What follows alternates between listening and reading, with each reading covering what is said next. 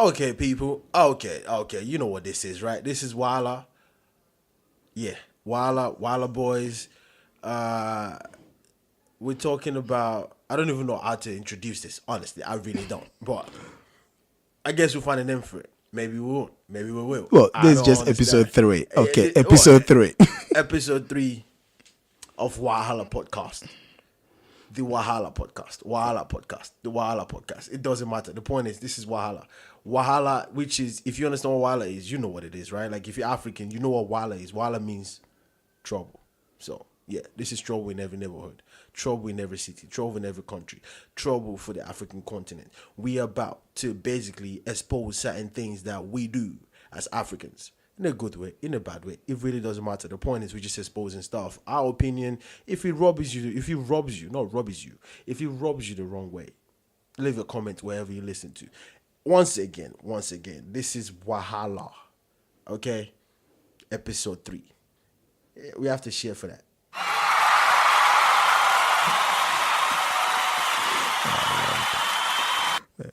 Okay, people. That's the intro. Whatever you think about that intro, you can leave a comment. It doesn't matter. The point is, yeah, we're here. We've arrived. We are ready to go. Carry and go. Do you understand what I'm saying to you? Nana, how you doing? What's up? You've come and you're ready to mingle, eh? I don't know about mingling, but we are ready to go. You understand what I'm saying? We are ready to explore. Explore what? Explore the explorables. That's what we're about to do. We're about to explore the explorable. But either ways, we're good, right? We're good. This is, I mean, a few people have listened to the first and second episode. Mainly the first anyways. And people have like left comments and say whatever they think. Some things we said rub them some way. Some people are quite okay with what we said. Some people are basically saying, what are you guys saying? Okay, like, come on, like, seriously, like, what you guys thinking? Doing what you're doing. But either ways, we don't care, right? We're just having fun. This is what we're doing. Having fun, doing what we do. Mr. Nobody, yours truly, in case you don't know, this is Mr. Nobody. Yeah, and I have my co-host, Nana, So this is like Mr. Nobody from, you guessed it, the African continent. Now, I'll leave you to guess which country in the African continent I'm talking about. And then Nana call me. Yeah, you guessed it. I'm never going to say, like, African continent. It's from Ghana. Because you know the name, Nana. So it's from Ghana. So that's what it is. Like, that's what we are doing. Yeah, so today... Can I have adopted the name from somewhere else or something? It doesn't matter. The point is, if you call Nana, yeah, most likely you are from that place called Ghana. So I could have adopted the name? Nana, Ghana. It goes together. It rhymes. It could be white. You could be white, yeah. Well, hey, you call yourself Nana. You could be the first white Ghanaian African we've known. Like it's fine. Like that's all right. Like it's okay if you first Ghanaian, like the white Ghanaian African. Okay, that sounds very wrong. Just move on. Just move on. It sounds wrong. Move on. Okay, I'm gonna move on. All right. So what are we talking about today? What do we think we should tackle today? To be honest, look, we talking about how. The people that lives abroad, the people that have managed to escape the show. Not escape, jeez, that sounded so wrong. Yeah, we escaped. We took the boat. It's only the boat and plane, right? Yeah. Can we? Hey, I'm is not there one any of other those. way? Oh no, you can. You can walk in and swim. You can go from country to country. Yeah. And then you can connect. So but we still Africa is like an island on its own, anyways. You still have to. So you cross still need to get on a boat. Yeah, somehow you have to get into the water to get out. That would be so unless you swim it, that would be that. You must be like. They should just give you like. They should just normalize you if you're able to swim that kind of swim. That whatever country you land in, you should just get. They shouldn't even give you a visa. You should just get the passport of the place. Like they should just give it to you, because that must be some swimming. But yeah, like so. What? The thing is, what I wanted us to actually discuss today was it's more about the idea of we as Africans, especially West Africans, living abroad, and what impact, and what does it actually say or show to the people back home? That what? I don't know about the lifestyle, because oh, you mean like John left Ghana? Yeah. Is that like John? Is that like no? Let's look for a local name. Like what's the? Well, no, Nana. We don't want Nana. But Nana seems so posh. Let's okay. Well, I don't know. Adiola left Nigeria. Oh, yeah, okay. Adiola left Nigeria. As a poor man or as a okay guy? Because I don't think if you're poor, you leave the country. Because it'll be difficult for you to find a way to leave the country. No, but they do. So they sell it. They sell everything. I heard about families come together, sell the family land, do everything. Your mother will go sell her expensive, cloth. The family head will go sell their. But that's if you've been given visa. Because how would you travel that? It doesn't matter. At times, it just might be like somebody that they met that claims they can take you. And so they just bundle you out. No. You actually what goes to away because they go through Libya, and then they jump on the boats, and then that's where you see the disasters on the news and those kind of stuff. And then the point is this: the hustle is real. That's what I'm saying. And then it's absolutely real. But why do you think we're leaving it? Well, first of all, let's tackle it from the origin. Mm-hmm. Why do you think we want to leave? Well, I think because if everything is all right, why are we leaving? I don't know whether it's because everything is not right. I think that's why I think most of the blame, right? Yeah. In my opinion, it's not a question of blame. It's just well, I would say blame anyway. Okay. But the point is, we the people that lives in the diaspora, we the people that live abroad, we do not portray the realities of living abroad to these people, and we go back home, especially okay. Somebody have left the shores of Ghana, Nigeria, Kenya, whatever it is, right? Yeah. Left the shores, I don't know, years back. Yep. You go back home. You're living in, you're living in a shared accommodation. Yep. With, I don't know, 5 or 4 other people. Yeah. You're living, a great life abroad. But because you're going back home to visit or whatever reason. No, we get to that. I don't want you that's what I'm saying. Because we portray. But that's what I'm saying. We get to that. That's the latest stage. My point is, I don't know. What you say his name was? Adeola, whatever it is, right? Like, is he struggling? Is it the... No, but that's what I'm saying. Is it the whole thing of, I just want to, because everyone likes to travel. Is he like, I just want to travel? Or is he like, I need to find a better life? It's a greener pasture thing. That's one of the issues. So Adeola, looking at his own scenario in, I don't know, Nigeria. Let's speak that as a country that we're looking at. Yeah. So he looks at it and say, there's a greener pasture out there for me. Yeah, that's one issue. So that means his situation right where he is, it's not even a green pasture. No, but that's what I was trying to say. Not necessarily. Okay. It's just there's this idea. Okay, let me put it this way, right? Before, way years back, there were a lot of Africans that was came to abroad to study, but most of them went back home. Oh, so that's the thing. So you know what I'm saying?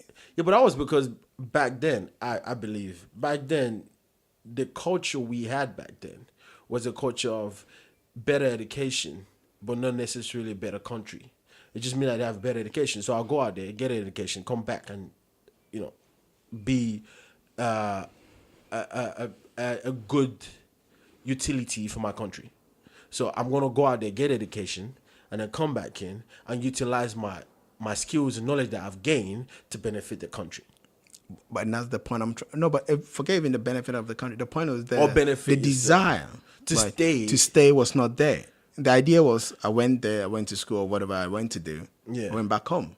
You know what I'm saying? Yeah. That desire to go, I'm going to struggle, I'm going to go through all these loopholes, I'm going to go through all these but you probably, bad conditions. You probably must have struggled back then too, if you were coming here to study. You probably would have studied back then, but the desire to go back is still there, right? No, but the point I'm trying to make is, I'm not talking about the struggle when you come in. I'm talking about the struggle of trying to be smuggled through a carrier bag, but that's the getting through the world. I know, that's but you could have still. What I'm saying, you could have still done that those days, because if you didn't have, let's say, if you wanted to go to the US, it wasn't like you just bought your ticket and you went. It probably would have been like you bought your ticket and you went. No, it wasn't, because it was only the UK, because we're part of the Commonwealth that you could do that. So the US was not like that. Going to places like Russia to study those days was not like that. People had scholarships to go do these things. So what I'm trying, but also that was smooth sailing, because you had the scholarship. But that's the point I'm trying. My brother, you had scholarship. Scholarship comes with ticket and visa for that country. No, it came. You mean just for the? You only had a scholarship for the higher institution. You had to go. You had to go find your money, and then that's why a lot of people, especially those people that were not sponsored by the government, if they went abroad, that's where the struggle came in. Finding money or if their money got messed up in terms of the government not paying on time.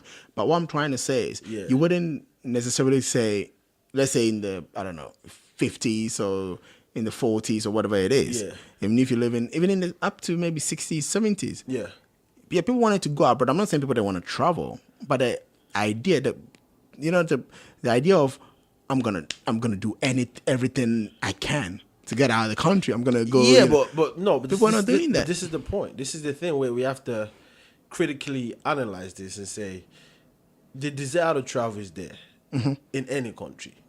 Migration is a good thing, okay? Because like people want to see the country, people want to see other places. Yeah, of course. Even within a country, a given country, people still want to go to other states.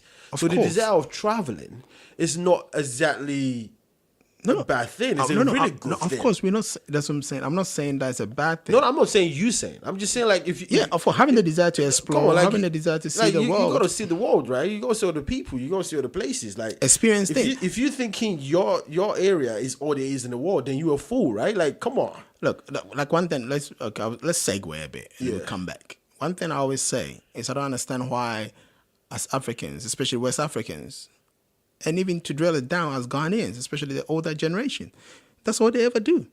They don't travel anyway. Or they only travel back home. Like those that lives abroad. You mean those that live abroad? They don't travel. They don't travel anyway. They just travel home. As a matter of fact, like now, see, that is a different topic, which is also no. That's why I said because we're talking about the traveling. We don't explore. We need to talk about that because we don't explore. Because what you're talking about is like, okay, so if you leave your country, right, whatever country you go to, when you say you're traveling, you're literally just traveling back to your country and then coming back to whatever country you've gone to. Yeah, and that's what they ever travel do. Though, did you? Right? Like, let's be honest, you didn't really travel though, did you? To be honest, like, have you traveled? But that's a different conversation. We'll get to that. But that's why I called it a segue. Yeah, but at the very beginning, which is Adeola wants to travel. Why does he want to travel? But that's what. Are we talking Adeola in 2018 or are we talking Adeola in the 70s or All right, let's do that. Let's talk about Adeola in 2018. But before we do that, let's talk about Adeola also in 2017. In the 70s. Let's say in 1970. Let's pick the year 1970 and then 2018. Would it be different for Adeola at 2018 thinking of traveling and then 1970 Adeola thinking of traveling? I think so. Like if I'm just basing on the people that came in around those times and those kind of stuff, and when you meet the old heads that have lived in this country for a while and those kind of stuff. Yeah.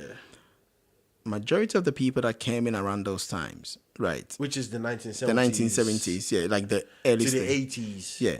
Most of them were actually people who either came in for their education and then went back. And most of them were likely to go back.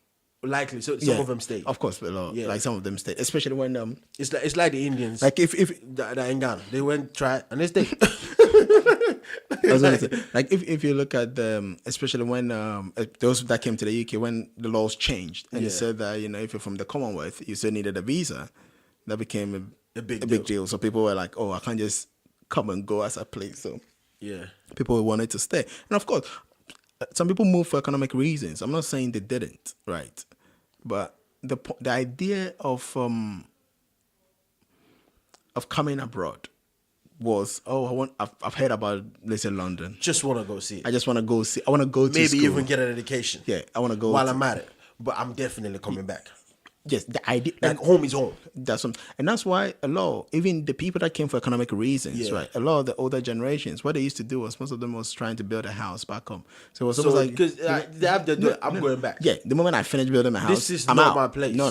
Then I am just renting. They've never even regarded. Yeah, I'm a tenant.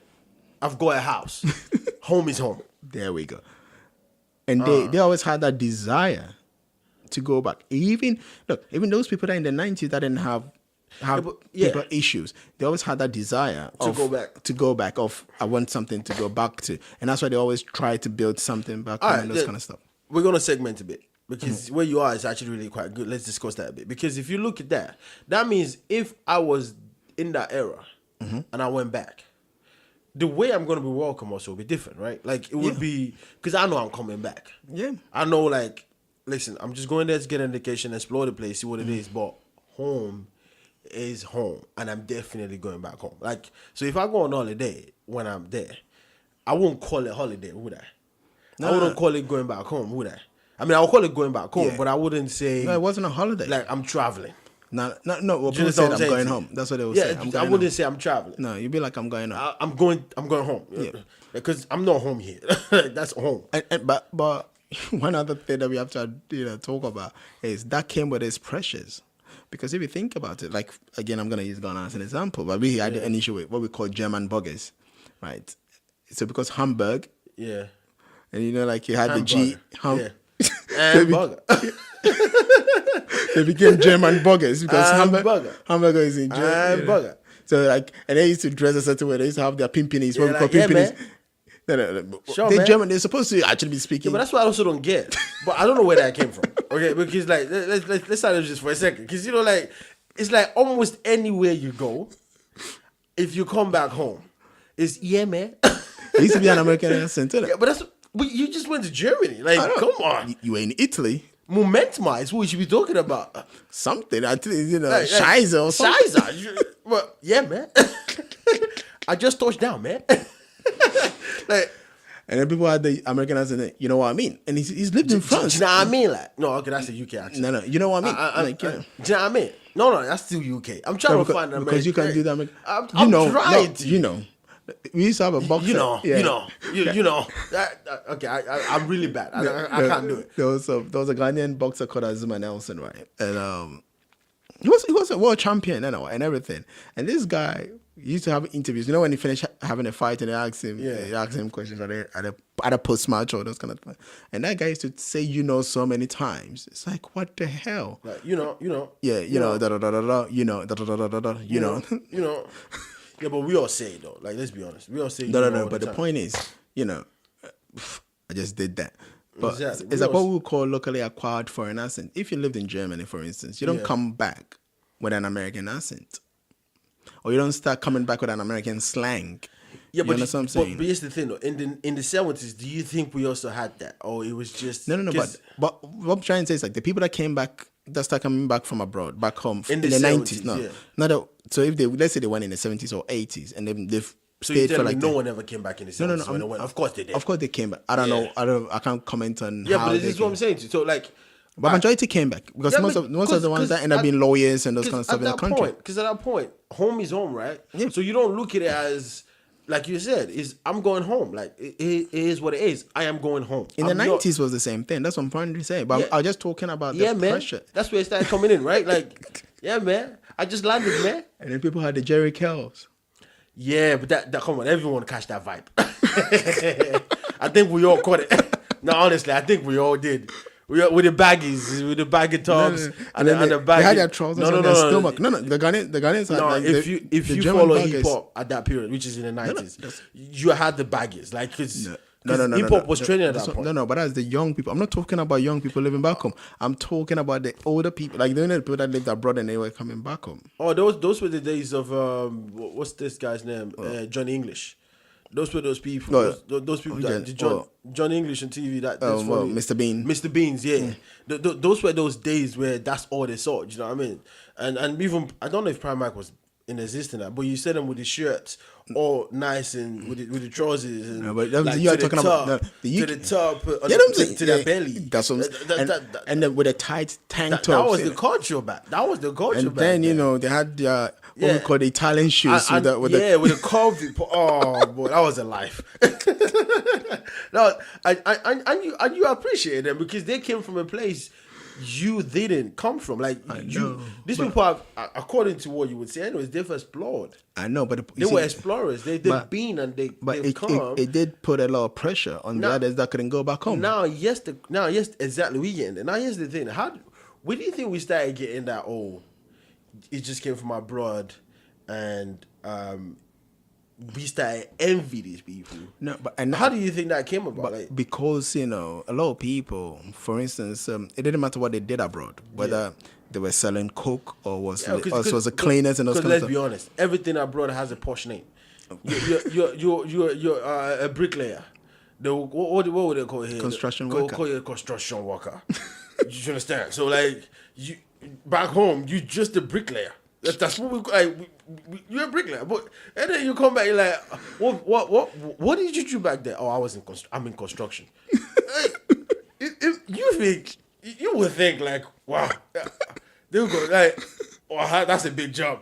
But you're just a bricklayer. It's same thing with electrician, right? They have a posh name for it. Engineering, they call it electrical engineering. Come on, but we know you just mash wires together. That's what. So why can't we don't respect those kind of jobs? But those kind of jobs abroad, they mean something. Not necessarily, because the point you see that at least they push the name up. That's what I was gonna say.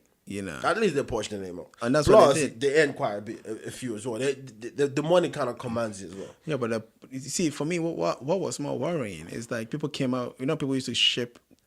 What's it called? Yeah, but because the currencies are different. No, people were using credit cards those days. You know what I'm saying? So now you're giving secrets. And especially giving some people that were actually living in Germany, apparently they were stealing cars. So let's say you go get a car for a test drive from, let's say, one city. You drive it to another city and put it on the water. No, you're revealing secrets. This is not good. No, but we have to. It's about time we educate people about the true nature of living abroad. And some of the things that people end up doing, and some of the things that end up making us, look bad and look terrible. Yeah, it's not about looking bad and looking terrible. It's not about that. It's about, because for me personally, the reason why it looks like I'm asking you these questions and we going through it, obviously, and analyzing it, is to be able to say, how did we as a culture, as a continent, as a country, as individuals in that country, how did we end up having this mentality? Because to be honest with you, fast forward to 2018, the mentality is really, really starting to change. No, it's changed. It's not like starting to. It's already changed. So you say it's changed. Yeah. I say it's really, really time to change. No, because I can't speak for the other African countries. But I've been to Ghana and then I've been there consistently. It's only last year that I didn't go. Yeah. Consistently for the last 5 years. And I know how bad things are. I mean, you walk to the mall now and people are wearing boots. The temperatures are like 30 degrees.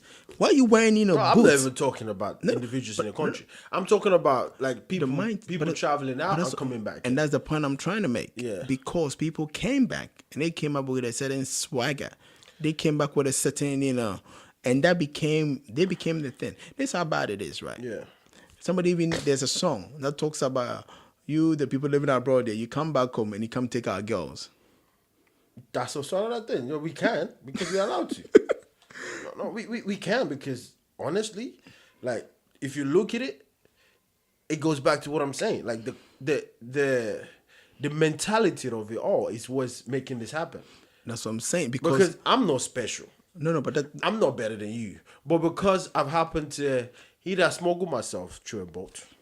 Mm-hmm. Do you understand? Either smuggle myself through a boat to get to another place. Mm-hmm. And then having to find a way to be able to situate myself in that place and find a way to be able to sustain myself. And then also find a way to be able to come back. All of a sudden I've done something. Right? Mm-hmm. Or maybe I didn't smuggle myself. Maybe I actually did go on a plane and did everything and I happened to come back. All of a sudden I've done something. That mentality is there. All of a sudden, like I said, the explorer is now back. No, but so then I somewhat get some like psychological respect. No, but that's what I'm saying. It wasn't because of that. That's why you get a respect. It's because people who preceded you, right? Yeah. Came back with cars.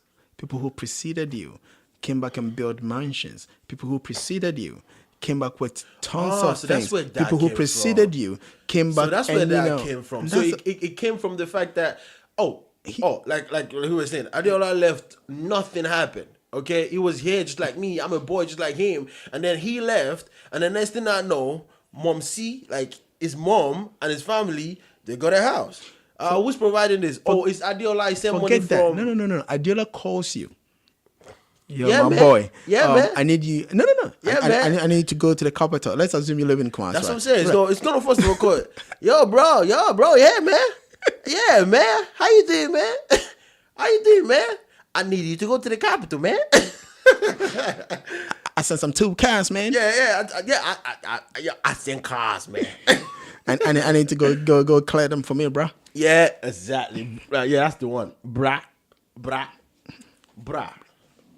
That's the one where like the way they talk, like, bruh, go clear the car for me, bruh. And I got it right that time. I got it right that time.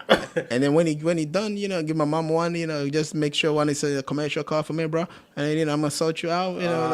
You've done that before. Then the way you're talking, you've done it before. I understand. You're quite well practiced.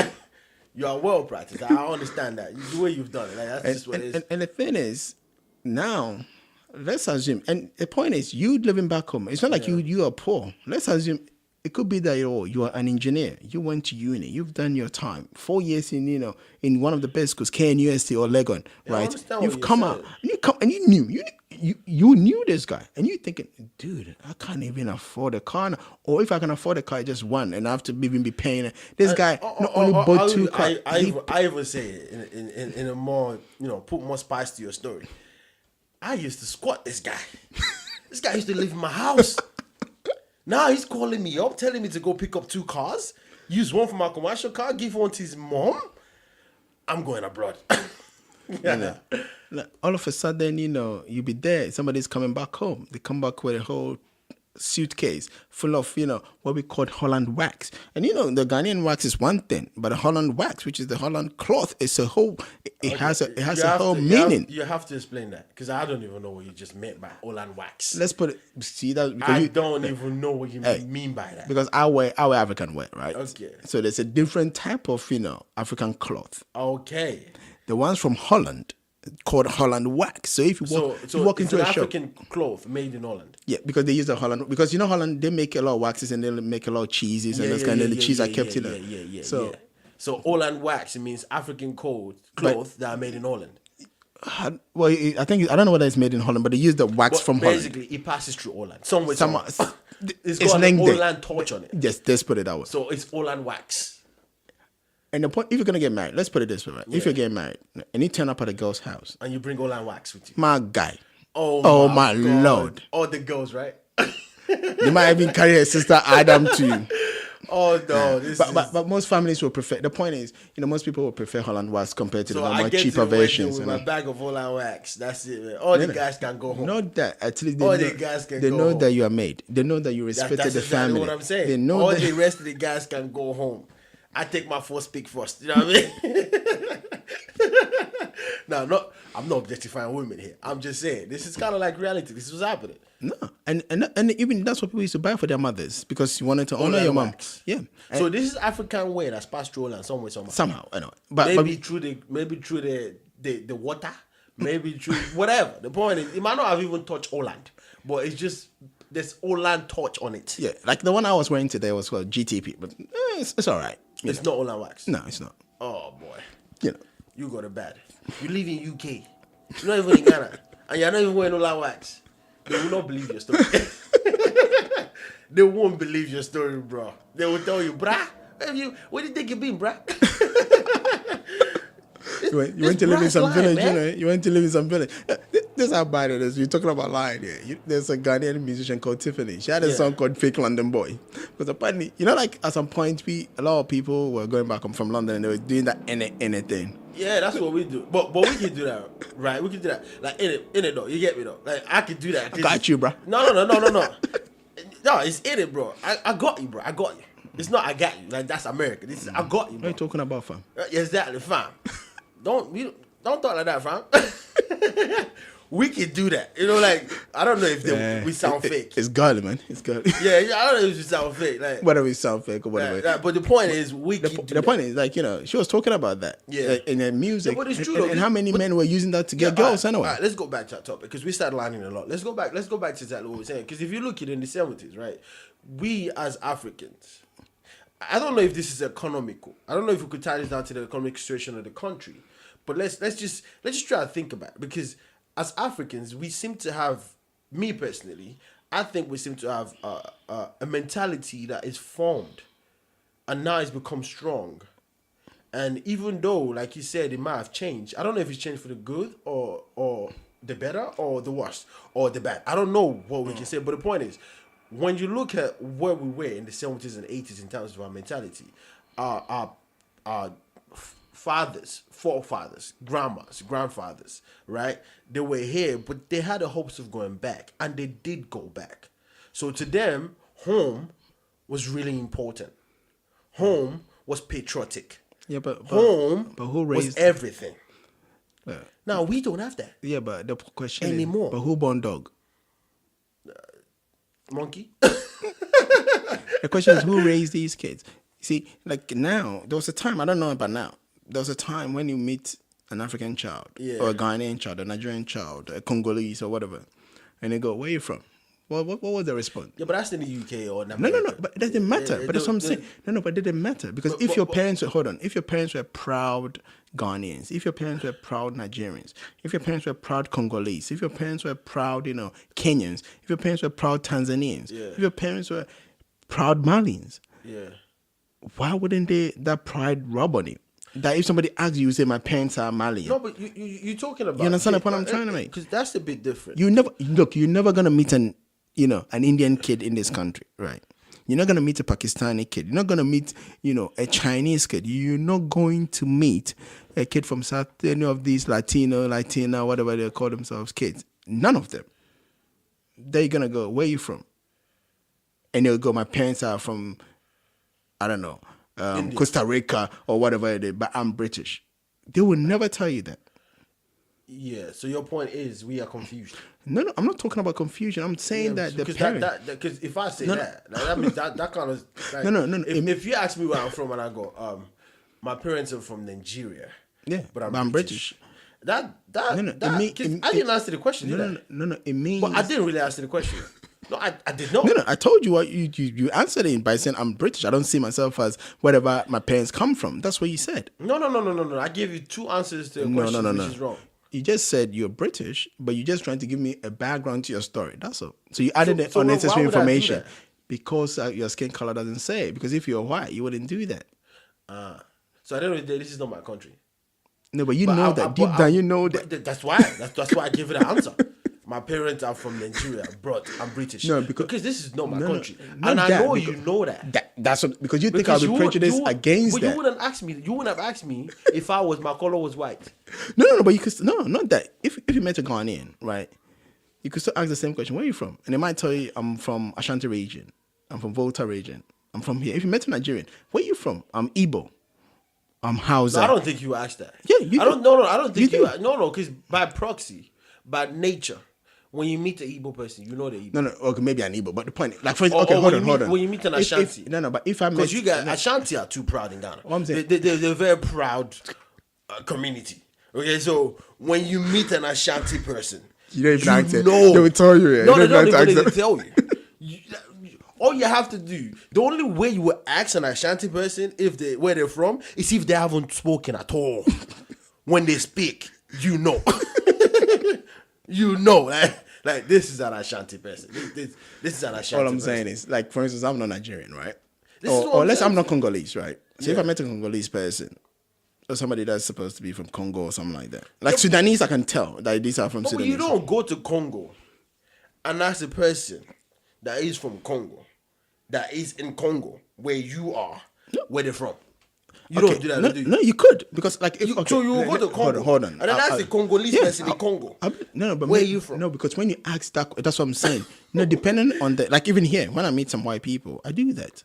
I'll be like, oh, where are you from? And they'll be like, oh, I'm from Birmingham. Where are you from? Oh, I'm from, but that's not where you from, as in because who are you? That's like what area do you come from? But that's what I just said. So it depends on but the point is when you ask that question to somebody, depending on how they feel about themselves and the context of it. My parents are Nigerian, but that's what I'm saying. And that's when they tells you. You understand the point I'm trying to make? What kind of pride, what kind of thing, or what kind of thoughts they have? Well, yes, the thing though. Yes, the thing. I'm trying to find a way for us to build it like a trend, but we're not doing that. So we're gonna find a way to start. We start at the beginning, we're gonna end, and then come back to the middle. It doesn't matter. Yes, the thing though, we don't do that anymore because we're so proud that now Afrobeat is everywhere. That now, if you ask me, as a Nigerian, a Ghanaian, even a South African person, because now, I mean, we have Nasty C from South Africa. Yeah. We have Sarkodie from Ghana. And these are like big names I'm throwing out right now. We have Shatta, we got Shatta Wale. So now, if you ask Wizkid, me, we have Wizkid. So now, if you ask me where I'm from, straight up, Diamond, platinum. I'm from Nigeria. We don't. No, but we isn't don't, it? because now it looks like we have that. No, pride. but hold on. Isn't it sad? Right. Okay. Hold on. And I'm gonna build a picture for you. Yeah. Isn't it sad that a country? I'm just gonna go with the two West African countries that I know much about. Yeah. A country like Ghana, that gave people like Kwame Nkrumah. Yeah. That gave people, like even the late, Kofi Annan. Yeah. It doesn't matter. The point I'm trying to make is we were married to call themselves. We had. They were okay. Well, it doesn't matter. We had. Hold on. We had people like Yasantua who actually stood up to the British as a woman and led the war, right? Ashanti. It doesn't matter. Ashanti. You're just making my point for me. Very proud community. It's only Ashanti people that will have a woman that leads the war. Come on.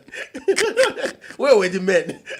No, the white people have arrested all the men at that time. Yeah, of course. And they taking them to Seychelles Island. Of course. That was doing colonization. Of course. Like, I don't know what you're telling me. So why are you trying to make all of the men they arrested? No, she was a queen, but it was not like some woman. Look, it was not some woman minding her own business. And I know. That's how proud Ashanti people are. Because they arrested her husband as well. The other men in the community, she goes, I'm the queen.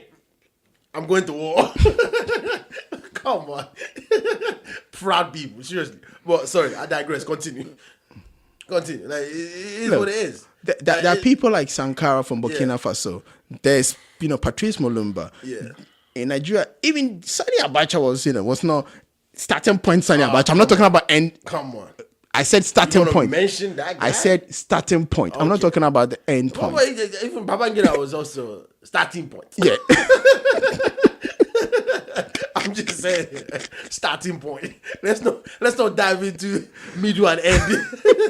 That could be a bit subjective. Starting point. Yeah, they fought well at the beginning. Because at the middle and the end, we didn't really know what they were doing anymore. It's like they wanted the country to be like a place. Yeah, but we had Uhuru Kenyatta. We look. What I'm trying to say is that Africa have had some good people, especially during colonization. People who were. Why is Africa as a continent not being talked about the way you're talking about it right now? If they have had some good people, are we saying those good people are done?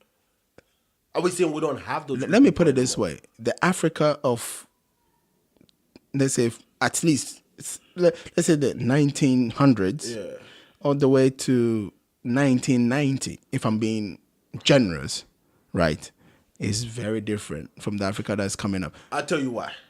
We had it good back then. We had it really good. Well, first of all, currency. Come on, naira to pounds or dollars back then was, come on. No, but so what happened? CDs to dollars and pounds back then. Come on.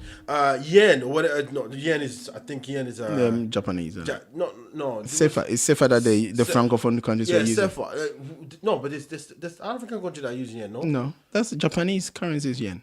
What's the Dubai currency? Dubai is, I think Dubai dollars or whatever they call dollars. Or whatever they call it. I don't know. America is colonized everywhere. But the point is, back then, the economy was all right. Actually, was actually even a lot better than most other countries. Yeah, but who messed up the economy? Yeah, but this is where this is exactly what you saying. So if you look at no, but that's what I'm saying. No, but what I'm saying is the people. We had men of. What you pointing out? What you literally pointing out? You point out the. I don't want to say this, but I think I would say those are the good old days.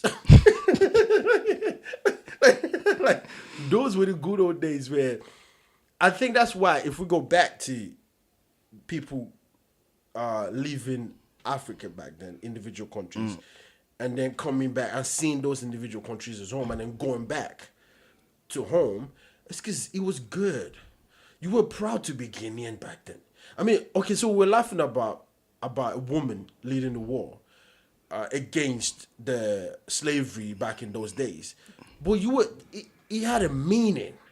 You know, like, okay, so they've taken all the men. Oh, so they're saying because they took all the men, we can't do anything? We will show them. Let's go. But we don't have that anymore, do we? Like, are we still proud to be African? But that's the point I was trying to make. That, okay, look, independence was happening in most of the countries. Yeah. And most of the countries gained independence. And most of the countries tried to build. my country, Ghana, Nigeria was, part of the people that tried to build. As a matter of fact, once upon a time, there was a lot of Ghanaians in Nigeria trying to find work, and Nigeria's economy was thriving.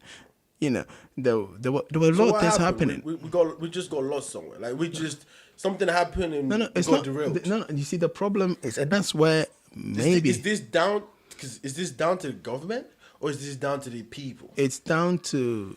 Because it has to be down to the people. It can't no, be of course, no. government. It's down to the people that allow themselves to be used to derail national interest. Yeah, but my point is, okay, now 2018. Yes. Okay. Adiola wants to travel. Now Adiola don't want to travel for ideologies anymore. Yes, but he wants to travel. Yeah. Okay, back in the 70s, Adiola would have traveled almost in the right way. Okay, because it was easy. It was most likely to. It was easy, right? Like even if it like wasn't, you said, get a scholarship.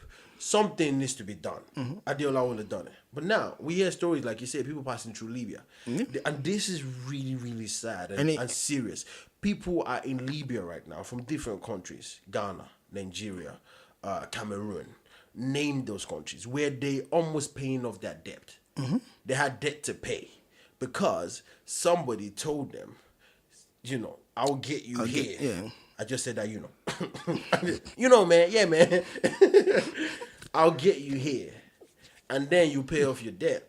Mm-hmm. And then you can move on to wherever you're going. Now, you have people, I don't know if people have the chance to, I'm sure it'll be on YouTube anyway. Oh, we've seen enough of the videos of people dying in the waters and stuff. No, but not just even the waters. At least they almost go to that destination. These are people, and that was the end game. It's sad, but that was the end game because you're dead. Look, but there are people that are still.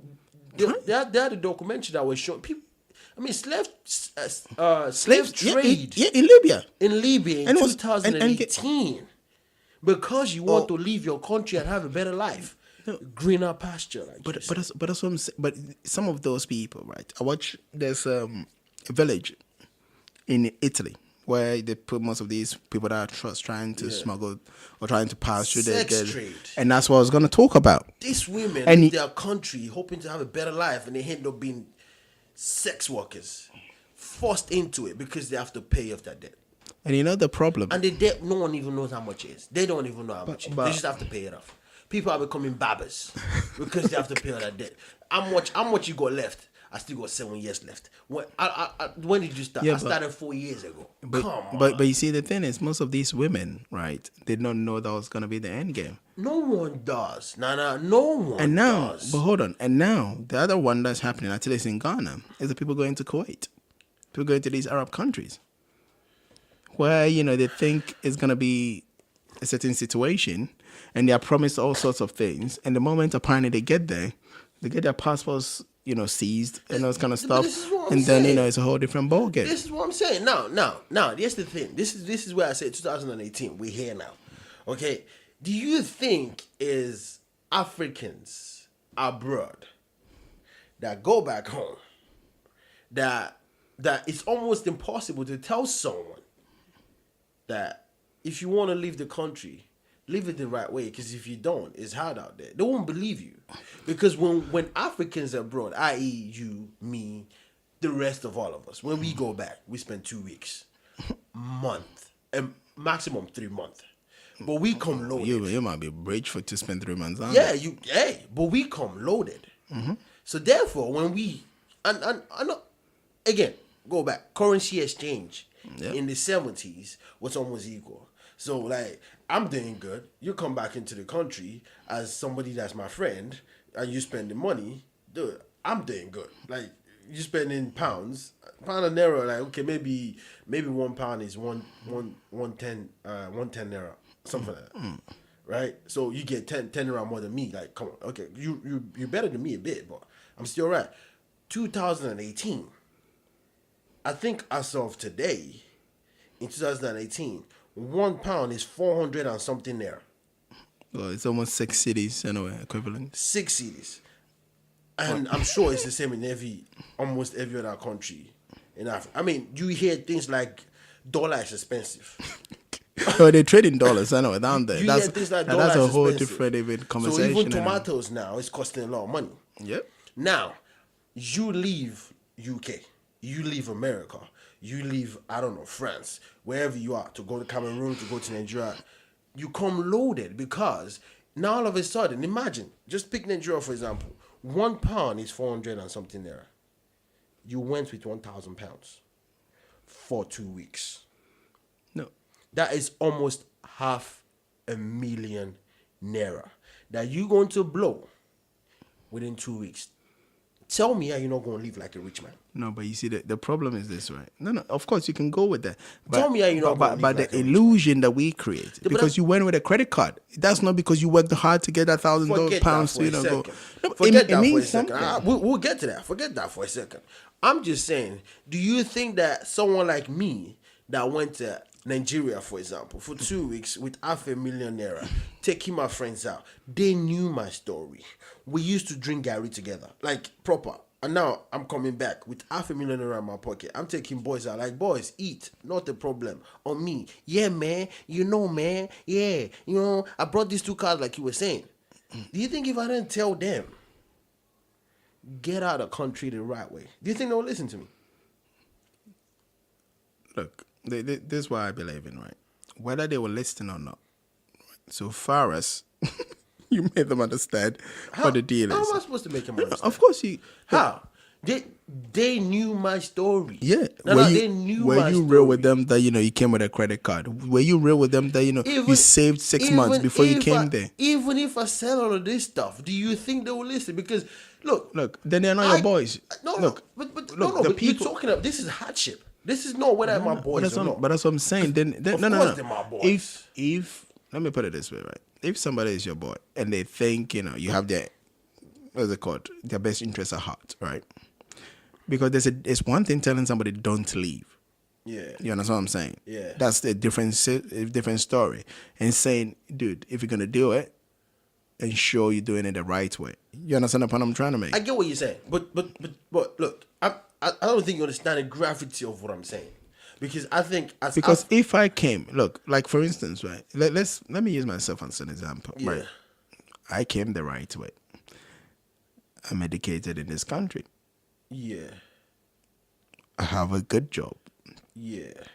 If I turn up back home, right? Or even if you followed, it's a whole different situation. You're gonna live right. That's what I'm trying to say. Because pounds to CDs is 60 days to... Forget even that. Even here, I live fine. You understand the point I'm trying to make? The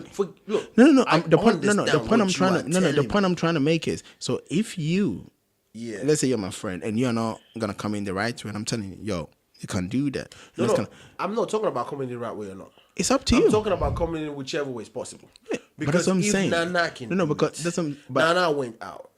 And that's why I said I give you my advice, and if you it's not about. I'm talking. Of course, Nana. Of course, you're giving me your advice. Of course, you want. And I'll be real with you. And the point is, of course, you're being real. And I'll give you the examples of the most of the people. So it's up to. Of course, you're gonna do all these things. I'm being real with you. Of course. But do you think if you were me and I was you telling you that, do you think you would listen? I would.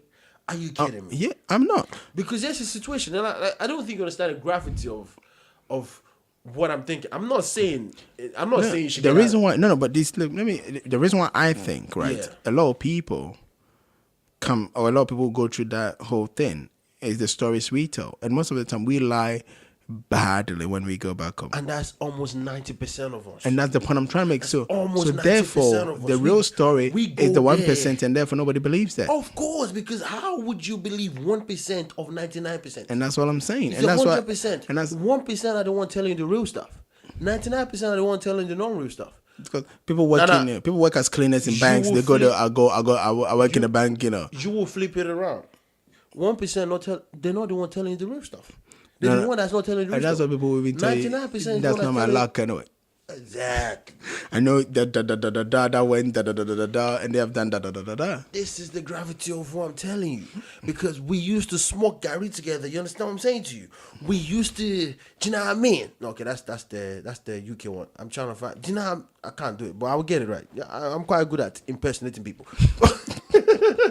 I'm gonna get it right. But y'all understand what I'm basically getting to. We were boys. You and I were boys.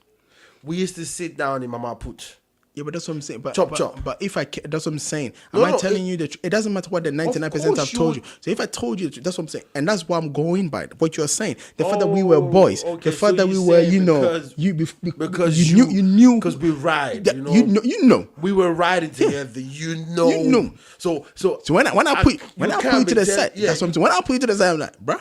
Like this year, I've been working 6 months for this, but I'm coming back home. I had to look right. All of this I'm doing, bro. Let me tell you the truth. This is me. I'm forming. I'm trying to impress the girls. I am forming. You understand? Between me and you, this is it. We can set up a business. And the funny thing is, if he's like at times, when you think, oh, the way he's thinking about it, you could probably put your account in.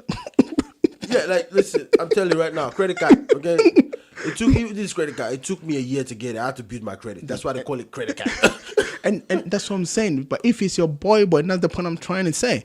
That when you put, I guess what you're talking about. When we don't they really came have boys do it. That's what because we all form. No, not that. You see, we are all forming. We are all formers. It's not because when you get back up, you see the problem is we are all formers. There's two things. I think you just said it. We are all formers. We form.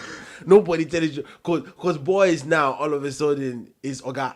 Of course, because your boys will do that to you. Oga. The guy you to smoke guy with all of a sudden because you dropped down from Yankee, because you dropped down from France, because you dropped down from London, all of a sudden, go, and you're like, I'm a guy. No, because let me tell you why. I mean, this is joke, but this is also real, but it's joke real. Look, you touch down. I'm using you to get girls, bro. You don't understand.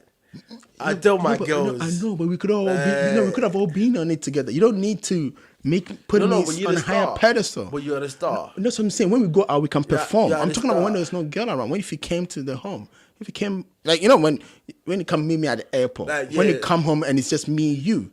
Well, there's no forming at that point. Don't be forming. Don't be putting me on the pedestal. That's what I'm saying. But I don't think anybody does No, they do. I don't think. They do. No.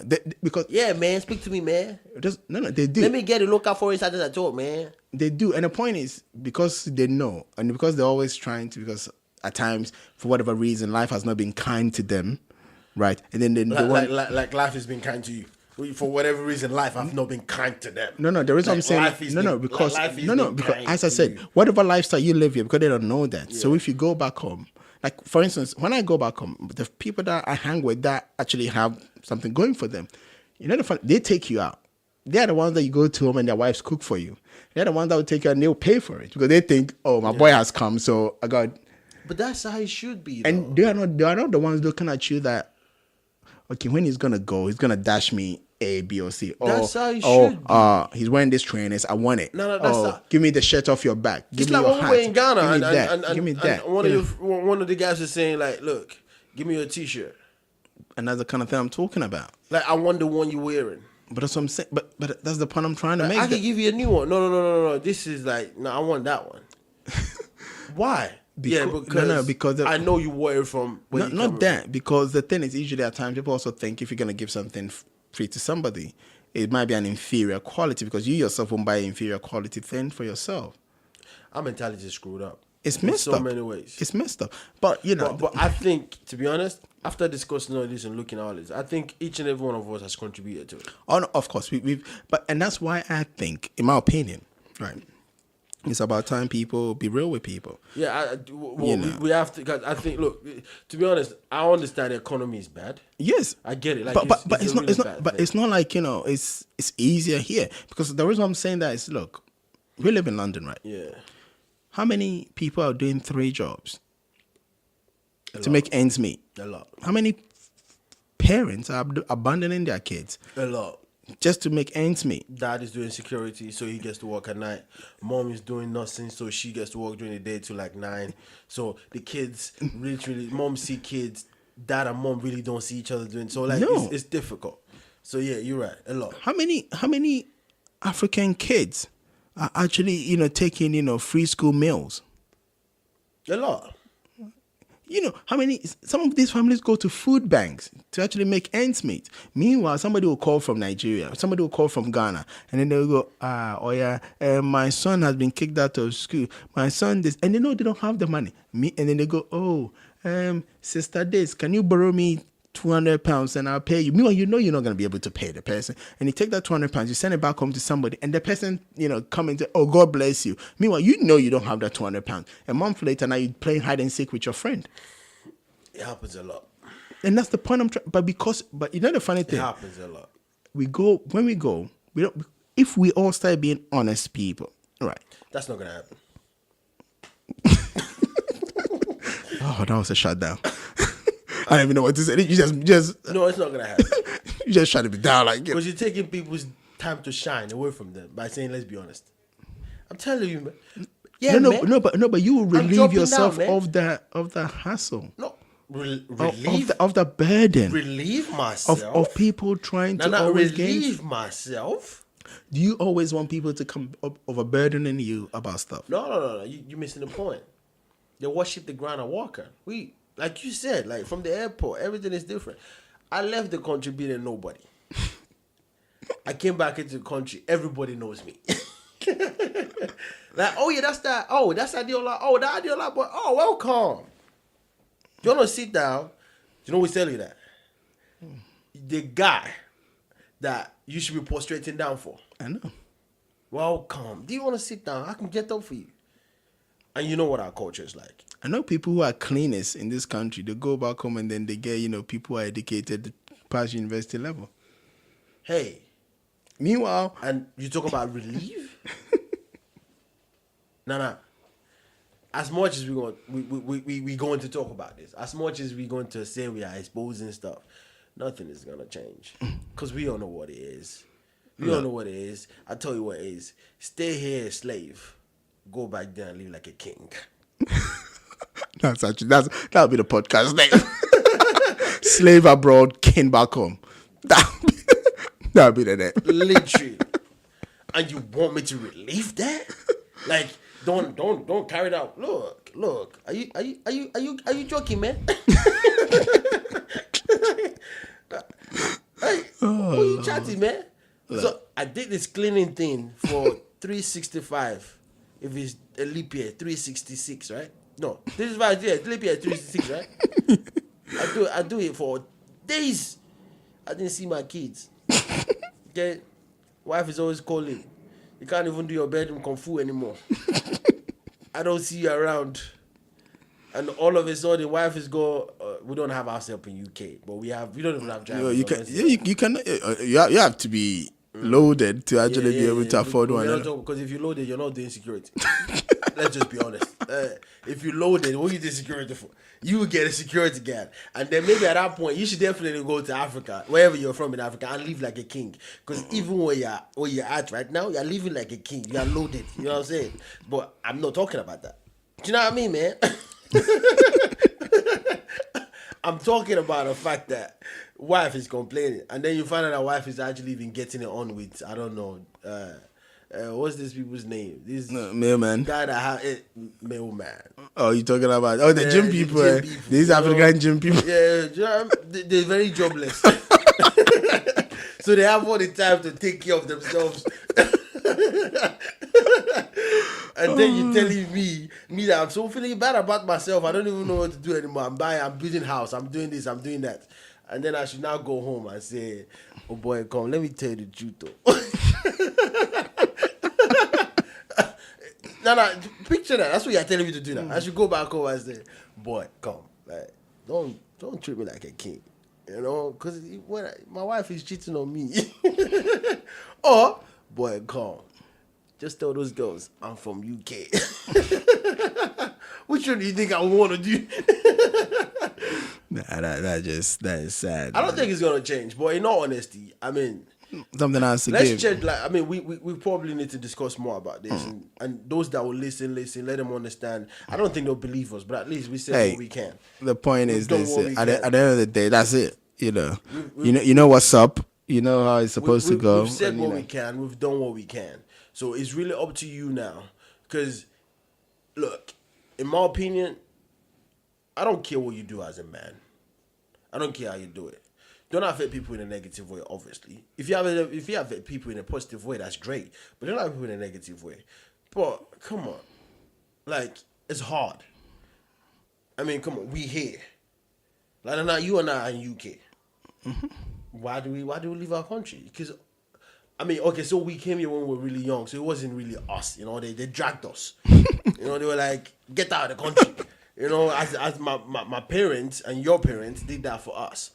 But there's a reason why they did that. Oh no, of course, no. Okay, so you like telling somebody not to come get out when it's hard. But come on, that's ridiculous. But at the same time, again, as I said, it's not the fire. And that's the point I was trying to make. It's not about telling people not to get out. Yeah. Just saying get out the right way. It's not. It's like money. Hold on. To say get out no. It's like making money, right?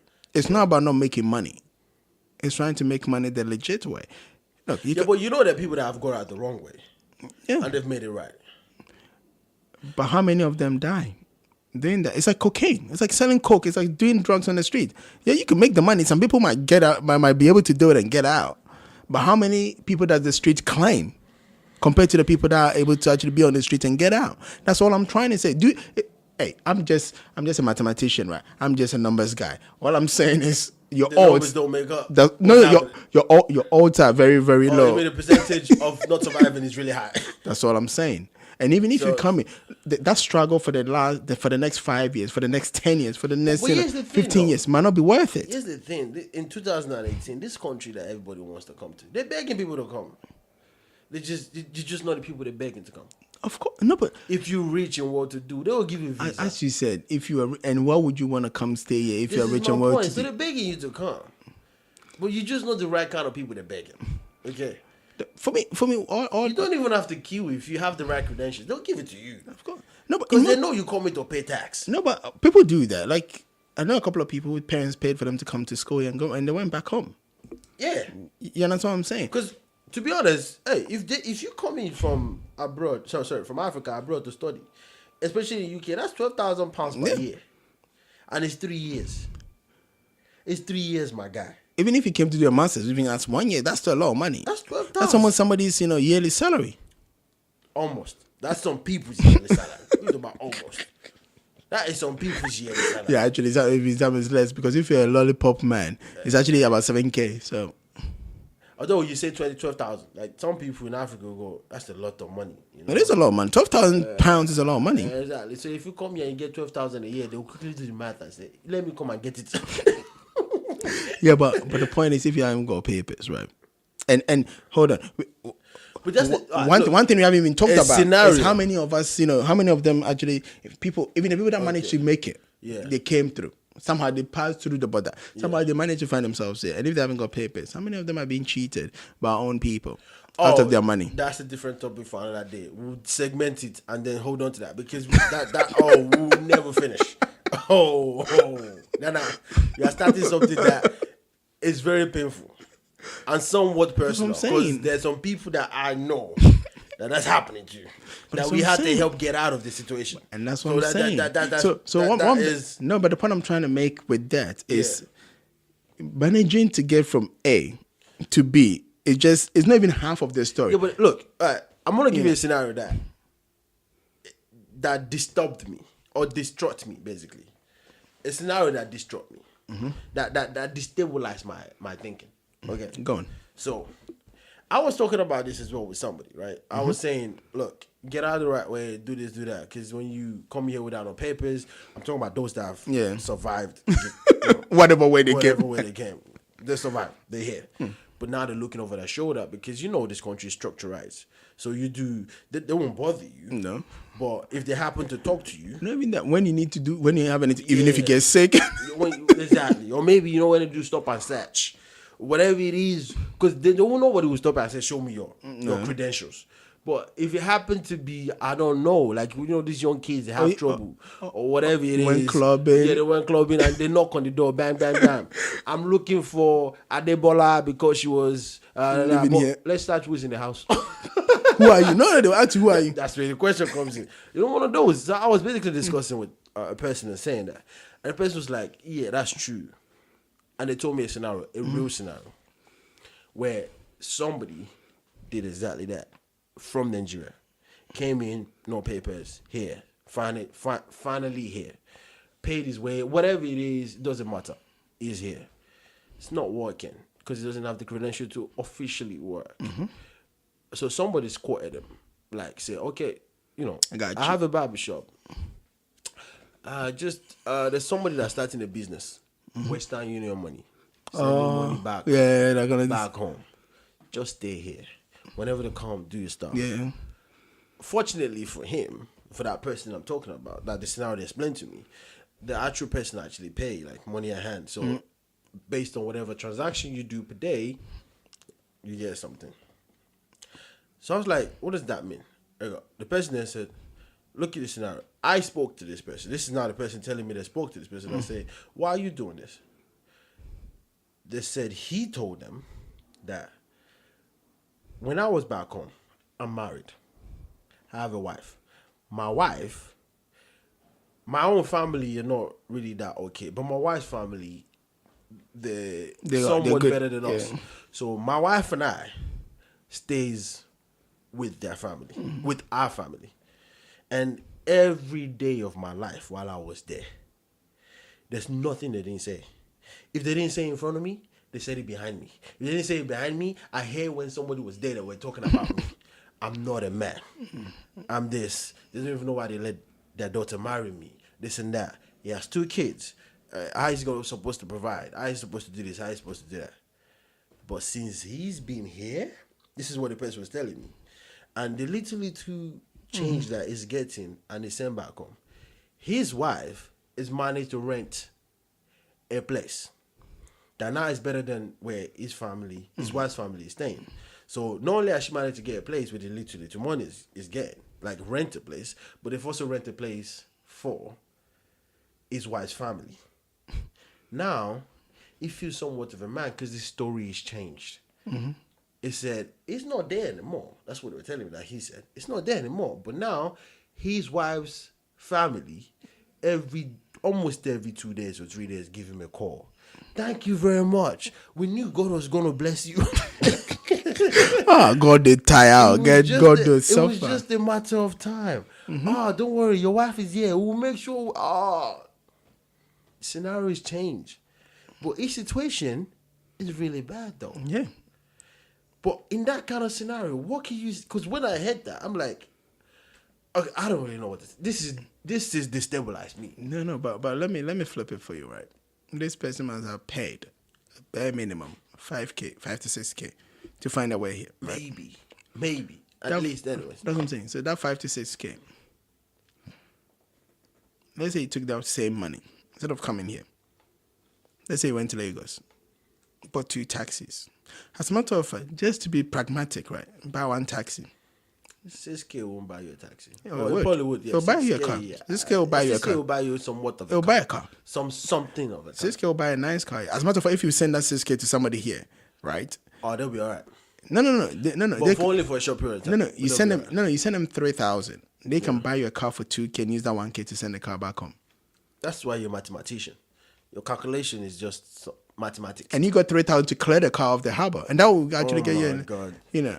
Go and open a business in Africa. You make a lot of money. It's called consultancy. And as a matter of fact, you will get a car that's even low mileage as well. Wow. So you can get a car. You've done this before. You have absolutely done this before. The way you're talking, yeah. Of course, it's official.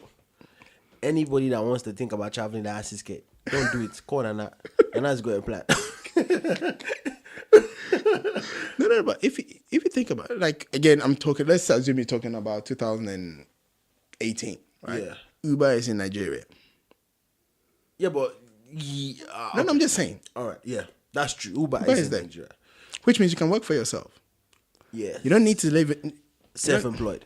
You don't need to live... I think almost everybody in Africa is self-employed. No, I'm just saying... The hustle is real. I know, but the point I'm trying to make... They're all hustlers. They'll hustle you out of anything in that continent. Now you don't depend on an organ for your daily bread.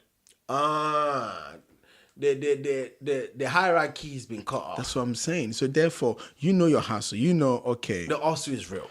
You know, if I wake up in the morning, and if I work till maybe 10 p.m., this is how much I'm going to make. Maybe weekends I make a bit more. Maybe weekends after 12 I make a bit more. Therefore, I'll sleep in the morning and wake up at 12 and then go do my thing. The point I'm trying to make is you could do that. And you know what's good about that? You go home to your kids. You will actually help raise your 2 kids. You will actually build some memories with your wife. Now you're here.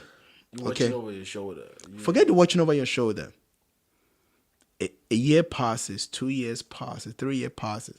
Then you start thinking, because we all know you are a man. You are not here 3 years and not doing anything. You mean you have decided? Of course. The real story. Oh, some people do that and they get a British citizen person. They get them pregnant, bang. The point have a passport. No, but now you are worried. And now you can travel. No, you think your wife is doing a similar thing. The psyche of it all. That's what you're saying. You're affected psychologically. You are. And the point is, but again, you're still gonna have to explain to your wife. And people, this is why I find funny. People think because they tell their wives that, oh, I was doing it for papers, their wives are all right with it. But they forget that it's just about the money. That's why your wife seems to think it's all right with it. And the kids. So now because she's got 2 kids. Of course. So she'll take your money. So and then she might sleep with other people. No, but of course. Of course. She'll take your money and then she'll try to establish a life for herself. Because if you think about it, like let's assume she went to work. I'm gonna use Ghana as an example, right? How many people who are working a full-time job gets 10 mil or 1,000 Ghana cedis? Very few. No, per month. Very few. But 1,000 Ghana cedis is a lot of money, though. It is. But I'm just saying. You live in the capital fund with that. No. And so. Per month. Yeah, but. All you have to do is live in, Kumasi for. No, even Accra. No, I'm talking about building it. So you get 10,000 per month. How much is to build a house? Oh, no, that will cost you a bit. How much? Just give me a scenario. How much? At least, if you want to raise it from ground up and it's not even in city, it will cost you up to about 50K. Okay. So you can stay in your mom's house. Or No, you can go rent. That's the point. No, rent. Save the money so you can build your own house. But if you save 10K for 5 months, that's 50K. You can build your own house. No, but you're talking about building your own. You're not going to build a house. No. You tell the guy that lives abroad that claims he's your husband that you need a place to stay. So they bring you that 5,000 or 2,000 pounds. You go pay for 5 years advance or whatever on a 3-bedroom apartment. Right? And you get a job. You're talking about getting a job. No, you tell him that every month you should send you at least 100 to 200 pounds. And he would think it's cheap because he thinks 200 pounds ain't much to him because he lives abroad. But 200 pounds is 1,000, 1,000 Ghana cedis. You are not working. Somebody's working their butt off. And you're not making anywhere close to you. My sister, why would you be working? Why would you, when he calls you and tell you that he's got some white woman or whatever, why would you care? Because you already got your boy on the side. And then before you know, you tell him, look, your children are young. They need to go to school. Before you know, my guy will struggle, go even get credit card. Put a car on the water. You got a car. Oh, my mother, my guy go use credit card. And then the point is, of course, you're not going to complain. That's reality for a lot of people. Of course. But how can we change this, though? No, you see, how can we begin to even try to understand how to make changes? We have to be real to each other. Honesty, as much as honesty is painful, it's one of the best medicines because and that's what I was saying. And this is a sad bit about this whole situation, right? Yeah. If you went to your wife, if you went to your mother, if you went to your father, if you went to your friend and he said, look, all right, I know life ain't good here for me, or my situation ain't good. I just need, as I said, if you got 4,000, you can actually get a car and do something for yourself. As a matter of fact, you could start a little business with even 1,000, pounds in Ghana, in Nigeria. You could start up something. Yeah, you can. That would be your own thing. Look, I know people who go to Nigeria from Ghana. They go there, they pick spare parts, come back home and sell it. If you've got 1,000 pounds, you can start up your own thing. People go and take cosmetics, come back and try to sell that. People take kids' clothes, come back and sell. At the end of the day, this is all about mentality. No. But I'm flipping it. This is the situation. Yeah. If you went to these people and you even asked for just 2,000 pounds to go to Nigeria to get something, or if you're Nigerian, to even come to Ghana, because Nigerians do that. Yeah. Because the hustle in Nigeria apparently is more crazy. Real.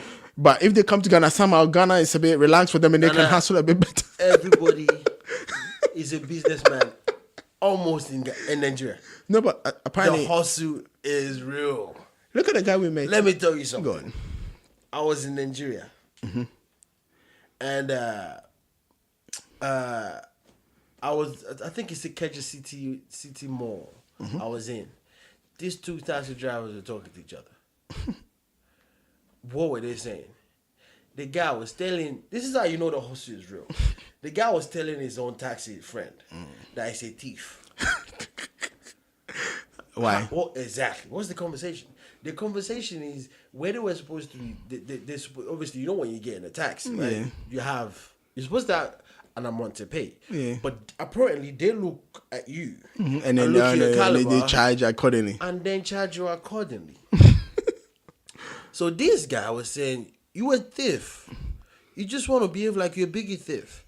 The guy you carried the other time, we know how much you're supposed to be charging. You are charging him less because you know that when you charge him less, it's going to come over and over again. You're spoiling business for all of us.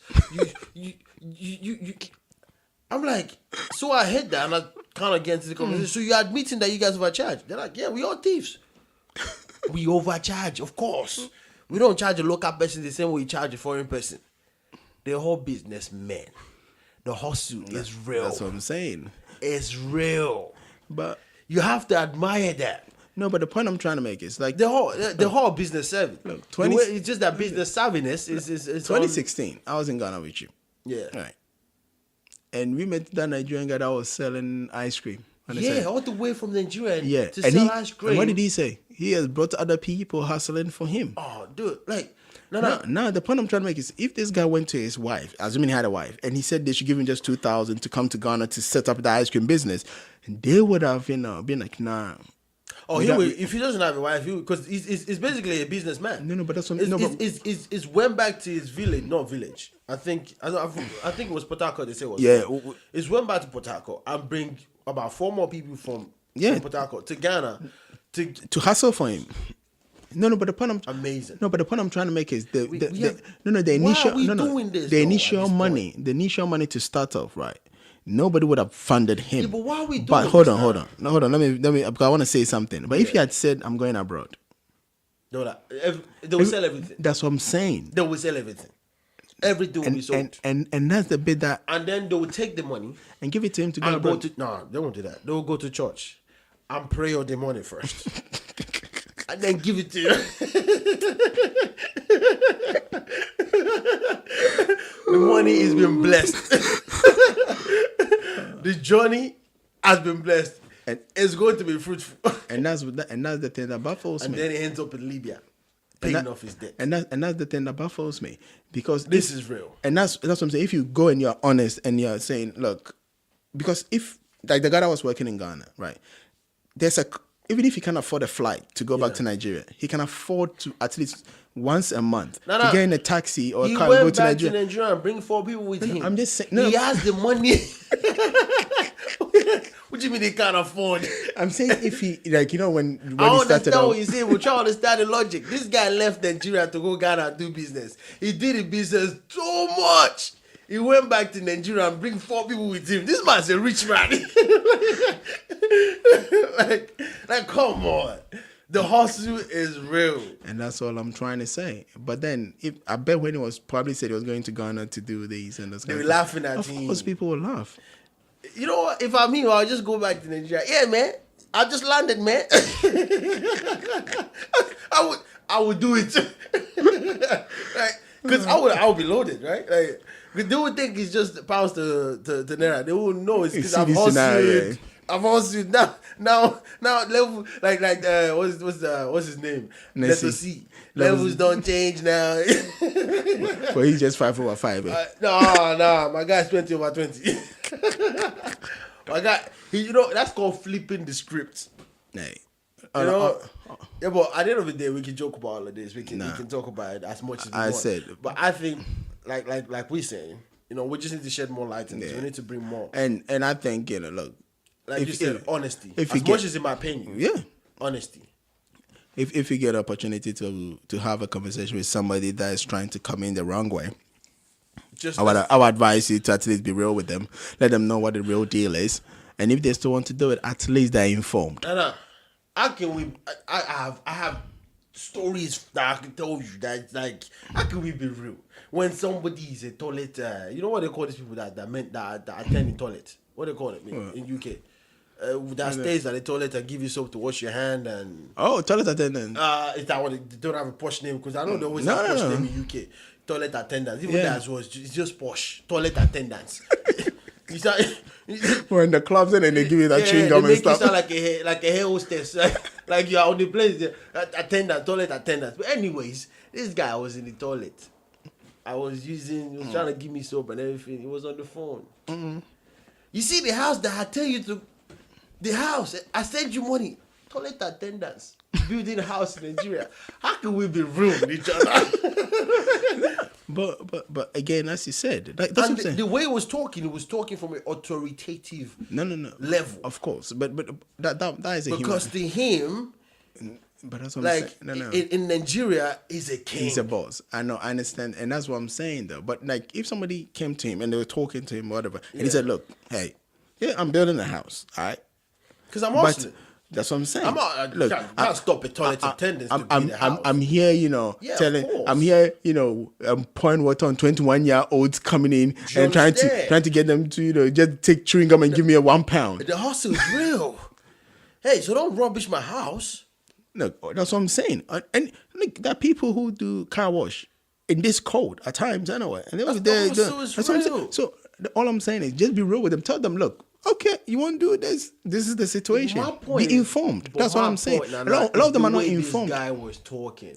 That guy don't look to me, at least the way it was sounding anyways, as a guy that will go to Nigeria and be real to his people. Let me put it this way, Because he was commanding people like I was I wasn't commanding him. Like somebody that comes to tell him will command. But people don't. It's like when parents that do really bad jobs or shitty jobs, right? Yeah. You can't go out there and let people shit on you, let people be all over, walk all over you, and then you come home and still be, and then your wife, it's just like shut up.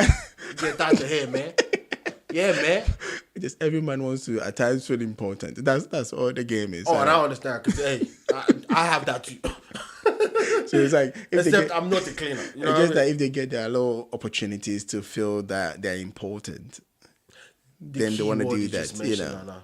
So this is what I was going to ask you. Discussing all of this, it's not the going abroad that's bringing all of this out. We already had it. Yeah, we have it as Africans. That's what I'm saying. It's never been. It's just our attitude towards that. Why are we not being honest with each other? Because of our attitude. Yeah, that's what it is. And it's our attitude and the perception, because we are more worried about how the next person perceives us. And that's why, for instance, somebody will still be sleeping on one room. Somebody's 40 years sleeping in one room in the UK, or even if they have multiple rooms in the house, they may be sleeping in one room with their wife, and then they might be renting out the other room just to make ends meet and whatnot. Right. Mm. Meanwhile, they got a mansion back home that they're only gonna sleep in maybe once a year, if they're lucky. Because of the attitude of I've got to be seen like a and that's king. Because of the perception. So he'll go to Nigeria for 2 weeks. He'll go to Ghana for a month. And for that 1 month... in a good way, that's a good thing. Because the house help. The person that's at least, like, I don't know what you're going to call them. Looking after the house. Attendants. I don't know what you call it. House attendant. Those people, I don't want benefit. No. Bring the girls to the house. If God is so good, they have a car that's just there, so you can drive around. No, but so now you become the boss until the boss come home. I know, which is once a year. Why? But why don't you? And this is the thing I always keep saying. Right? You live here, okay? So instead of you spending almost your entire life building a house back home that you only have few use for. Why don't you take that wife of yours that you've got here, assuming you got one here? Why don't you take the kids that you've got here and have some experience with them, rather than denying them and, lying on their forms so that they can get some small government money, and so that, you penny pension, you won't get sky in your house. This is a discussion that we're going to have another time, because I think we've touched quite a few. It's crazy. It's extremely crazy, but it's never ending. Like, you going from one area that's leading to another area that's leading to another and that's area. What it... So we definitely going to get back at it. This is also Wahaala saying... honesty is the key, right? Honesty is the key. Listen, in all honesty, jokes aside, if you know anybody that wants to travel outside the country, nothing is wrong with that. We all explorers. I think, as a matter of fact, we here at Wahaala, we think exploring is a really good thing. It's key. It's like, important. You have to know what's out there, but do it the right way, or at least do it in a way that the consequences can be somewhat bearable. or be informed. Like just inform them. Informed. Like if you want to take a decision, just take your decision with well-informed. Be armed with your information. Yeah. Exactly. And also those of us that go back to stop lying. Yeah, man. Let's do our man. From an honest point of view. Let's tell them, listen, I'm man, okay? Because I deserve to man, but listen, it's something that I had to end, and this is how I end it, okay? So unless you have anything to say to that, I think this has been a very wonderful podcast. Thank you for listening. And if you have anything that might have rubbed you the wrong way, like we are saying, Mr. Nobody have Nana, I've said something that you do not like, comment. No comment is what we don't like. Good comment, bad comment, any comment, all welcome. And share. Address it. I said share with your friends, your sister's friends, and your sister's friend. Yeah. And let them know that the Wahaala Boys, what they do, and as I said, you know too much, Nana. I'm from abroad. That's the evidence of living abroad. You know what I mean? Until next time, you know.